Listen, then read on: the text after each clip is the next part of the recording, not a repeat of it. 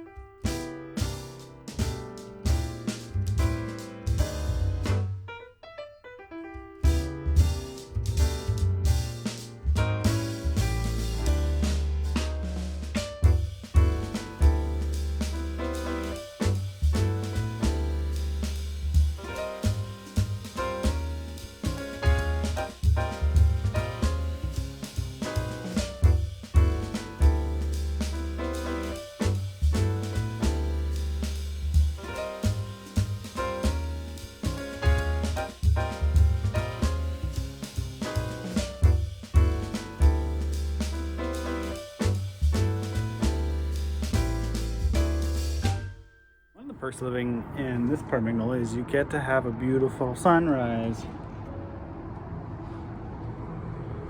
Let me actually, and you probably see it sideways, let me do it the other camera way.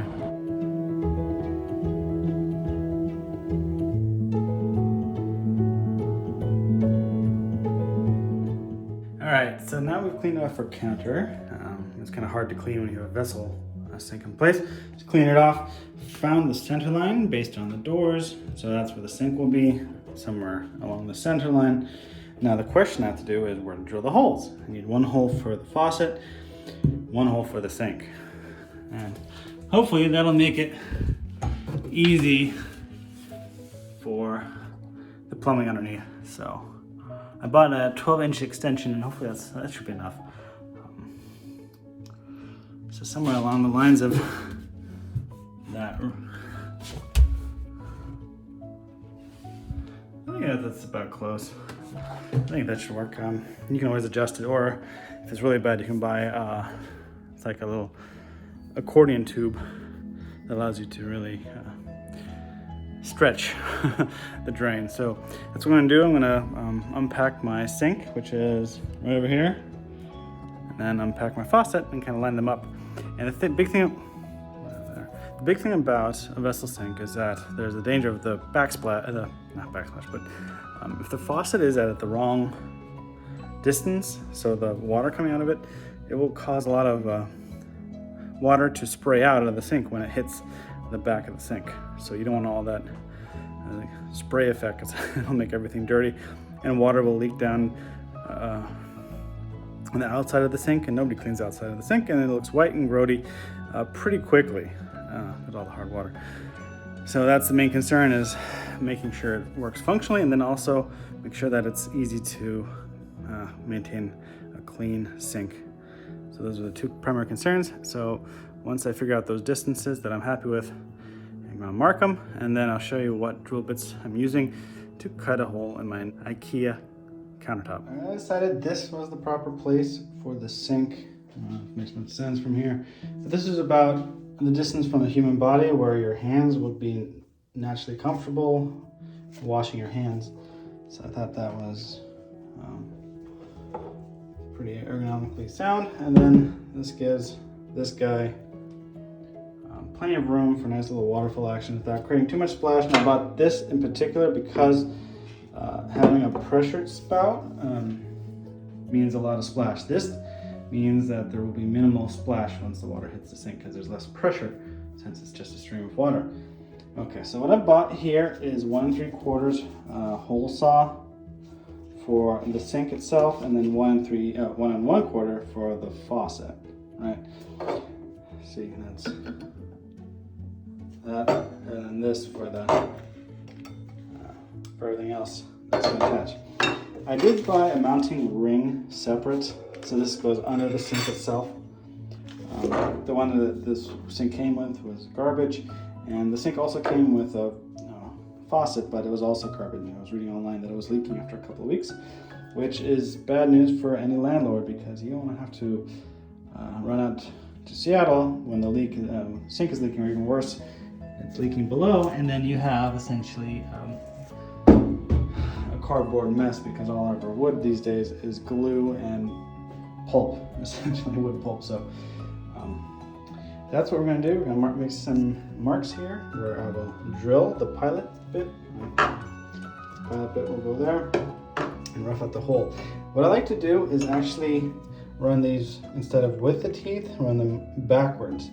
And that has a lot less torque, meaning you're not going to move and wobble as you're cutting into the particle board here. So cutting backwards will make a nice slow groove versus causing your hand to jump and jitter, and even can cause injury if you do it too strong. Anyway, that's that. Okay, we got 2 nice clean holes here. Turns out this is actually the same diameter as this, so it's going to be a very tight fit. But at least it goes in. If not, it'll make it go in. And basically all we do is it says to flush the pipes before installing them, so we'll have to do that. So all we have here is this essentially. This is going to go on the underside and then tightened with this.